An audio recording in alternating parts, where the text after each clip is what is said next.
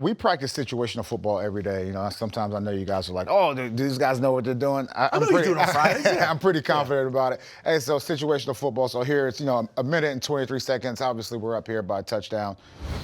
So huge play here defensively. Talked about Farms. Look, this guy. You want to talk about a guy who probably will have a movie, made about him at some point in time. Like he was working in a grocery store. Now, went to the practice squad, played offensive line for a while. Well, started defensive line. Kurt Warner defensive squad. Exactly. Yeah. Then went offensive line, and now he's a starter for us. And really went out there and made some good plays. Here you go. Quick hands. With the quick hands. Yeah. And again, like a lot of these linemen, sometimes it's the game within the game. So I'm here, two hand, and all of a sudden he hits him with a changeup, gets in the backfield, tackle for a loss. That's definitely a huge play. Now, special teams always important when you talk about flipping the field position. Most people, all you Madden players out there, you think you call a return and it's easy, or you call a rush and you won't get a return. That's not necessarily true. So here we have a rush going on, but sometimes as we rush, because the punt team has to protect for longer, it actually gives our returner a better opportunity or more space to make the play. And sometimes you'll have two guys out there blocking the gunner. That's right. Yeah. Sometimes you have two guys, and you can have two guys on both sides blocking the gunner, and then now you got to really worry about the interior piece. But what I would say is, we have tremendous confidence in our punt returner back here in 25. Jones. Pretty good. Yeah, he's very good. I think, look, he's on a Pro Bowl pace right now as far as the return, and he owes a lot of that to these guys here that are blocking for him. But again, a guy that can make the first guy miss. He always has to make the first guy miss. So if you ever get mad watching a game, this guy, whoever is back here, has to make the first guy miss and get vertical. So again, the hidden yardage that we talk about, here's a good block here. And really, I'll say another guy really coming along for us is 88 Bell.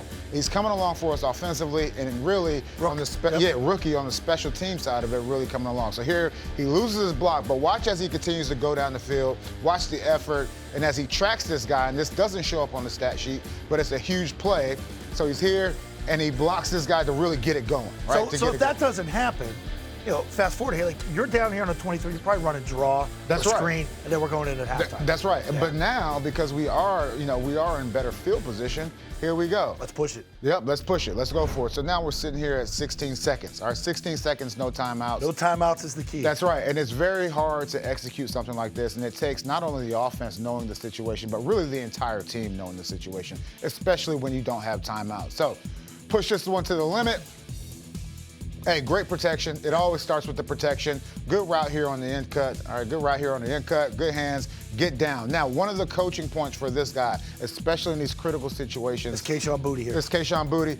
The referee, the umpire, he always has to touch the football before you can snap it. Correct. And so you would see throughout the years, which you've probably seen it too, these guys throw it to the referee. Yep. Yeah, and these refs, they're not that athletic, right? Well, some of them are. So if now, the Hockleys, they're athletic. They'll catch it, boom, boom, boom, boom, right? But then you have these other referees who are, pretty close to retirement. You don't want to throw it to him, and you don't want to. If he's marking it too, you don't want to throw it to that guy because he's not going to come off his mark. 100%. Right. So here, take it to him. Yep, hand the ball to the referee, get lined up. Again, going back to the quarterback, making sure that everyone is set. Everyone has to be set. And again, knowing the situation, so if I'm the Bears coach, like you have to know at this point, after a big play, I need to run and get back on side. They're clocking, they're kicking. That's right, they're clocking and they're kicking. Another 5 yards, you about 5 yards. Another 5, which is huge in this game because the wind was all over the place. And so all of that stuff that just happened, nothing matters more than making the field goal. And Joey went out there, had a tremendous game, 4 for 4. Good protection inside, and bam. That's the way you draw it up. That's how you draw it up. That's the way you coach it up.